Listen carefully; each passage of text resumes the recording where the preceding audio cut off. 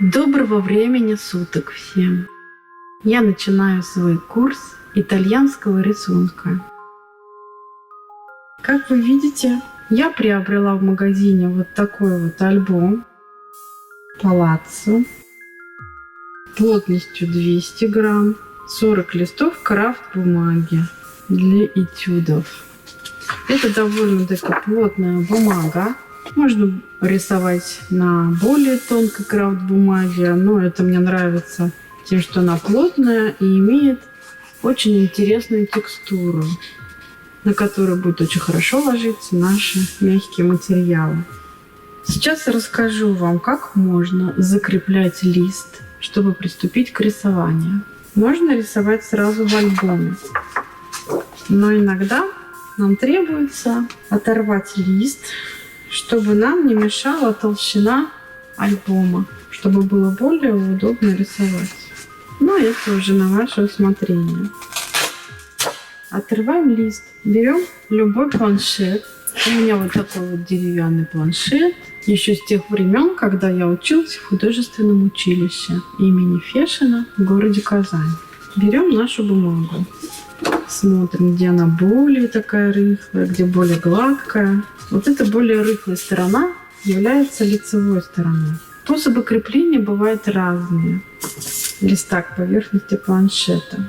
Берем малярный скотч и ножницы. Можно закрепить лист по всему периметру вот таким образом, чтобы остались незакрашенные поля, как рамка. Но это хорошо в тех случаях, когда вы полностью тонируете лист. Но в итальянском рисунке бумага сама играет большую роль. Она полностью не закрашивается. Остается тон бумаги. Поэтому мы будем крепить лист более экономным способом. Отрезаем примерно вот такой величины наш малярный скотч. Можно прикрепить с 4 сторон, можно с 2 зафиксировать. Это уже кому как больше нравится. И давайте с 4 сторон прикрепим лист. Мне очень нравится такой способ крепления, потому как он не мешает рисовать. Этот способ крепления листа я подсмотрела в одной художнице, американской пастелистке Сьюзен. У нее очень много мастер-классов на YouTube.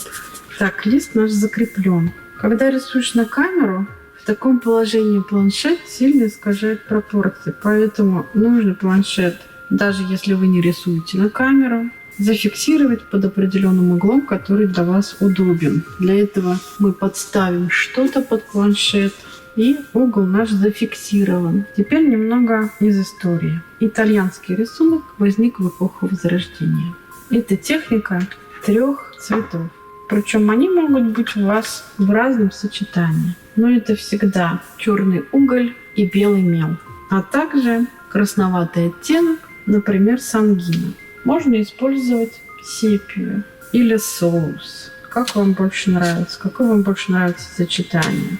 Более приближенных оттенков, более таких приглушенных, либо более контрастных. Ну, сегодня мы выберем сангину, уголь и мел. Можно такие цвета взять из сухой пастели любого производителя. Есть круглые, мелкие в сечении, есть квадратные в сечении, есть твердые, есть более мягкие. Вот для того, чтобы понимать, я вам покажу, какие есть еще варианты у нас. Это, конечно же, карандаши. У меня пастельные карандаши, но можно приобрести именно вот сангину, белый уголь, черный уголь карандаши. Здесь представлены карандаши Канте и Пари, сухая пастель. Она очень мягкая, и мне она очень нравится. Можно использовать и карандаши для мелких деталей, а для растушевок сами мелкие. Ну и карандаши, в принципе, очень хорошо себя ведут и при растушевках. Есть также у меня в наличии пастельные карандаши фирмы Caran d'Ache. Это английская фирма. Они рисуют поверх любых слоев, но они очень дорогие. Так, куда мне положить?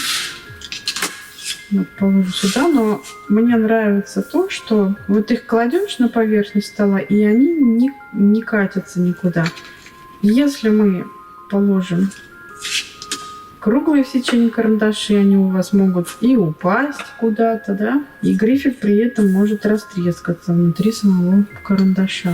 Поэтому круглые карандаши или круглые мелки нужно класть в какую-нибудь коробочку, чтобы они у вас не укатились. Также у меня есть в наличии тоже сухая пастель в карандашах фирмы Дервент.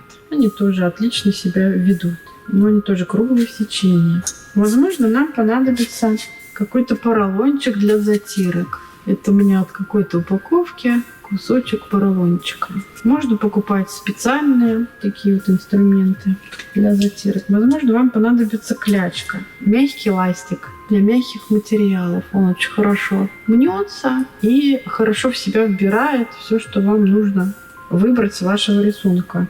Теперь я бы хотела показать вам, как затачиваются карандаши, если вы не используете специальную точилку. Я люблю сама затачивать, потому что в точилке часто ломается сам грифель и очень жалко, карандаш очень быстро заканчивается. Поэтому я обычно использую для этого канцелярский нож. Покажу вам, как затачивать карандаш на примере вот этого карандаша Дервент. Значит, мы берем карандаш в руку. Если вы левша, вы в правую руку берете. Если правша, то в левую руку берете карандаш, в правую нож. Вот таким образом я держу. И при помощи вот этого пальца мы будем сдвигать вот так вот. Видно? Приступаем. Карандаш вращается в руке, фиксирует другими пальчиками. Вот таким образом очень хорошо можно заточить на любую длину грифель. Но в пастельных карандашах или в любых таких мягких карандашах нежелательно сразу затачивать большую величину вашего грифеля, так как он при нагрузках может сломаться. Также можно заточить очень при помощи этого же ножа более острый кончик для более таких мелких деталей, для уточнения каких-то моментов в рисунке. Еще существуют специальные шкурки, которые более хорошо затачивают наш карандаш. Но можно взять просто наждачную бумагу, приклеить ее к обычной маленькой линейке где-то наполовину ее. Допустим, представьте себе, что эта линейка где-то 10-12 сантиметров. Вы под ее размер отрезаете любую наждачную бумагу. Можно с одной стороны более мелкую наждачную бумагу приклеить, с другой стороны более крупную. Вначале на крупной натрете и таким вот образом грифель, потом на более мелкой. И на остальную часть линейки вы можете приклеить с одной стороны поролончик, чтобы после вытирать лишнюю крошку с карандаша. Мы можем добиться очень хорошей заточки нашего инструмента. Организационный момент я вам все показала. Но я еще бы хотела вам сказать, если у вас нет планшета и у вас есть только альбом, можно рисовать в самом альбоме, можно и не закреплять вот этот лист, а можно закрепить только с одной стороны, чтобы у вас более хорошо зафиксировался этот момент. Но это делается точно так же. Берется малярный скотч, отрезается, берется ваш листик, фиксируется. И вот таким вот образом вы можете зафиксировать и спокойно рисовать. Можно и без планшета, и без подставки, но очень трудно держать постоянно альбом, но зато можно регулировать угол наклона. Это уже на ваше усмотрение. Значит, о бумаге мы поговорили. О том, как закреплять лист, мы тоже с вами поговорили. Как затачивать инструменты. На следующем занятии мы с вами нарисуем белку. Курс «Итальянский рисунок» состоит сейчас из 6 рисунков. Я подготовила для вас подробные мастер-классы, так что подписывайтесь на творческую студию Елены Тюриной, чтобы ничего не пропустить.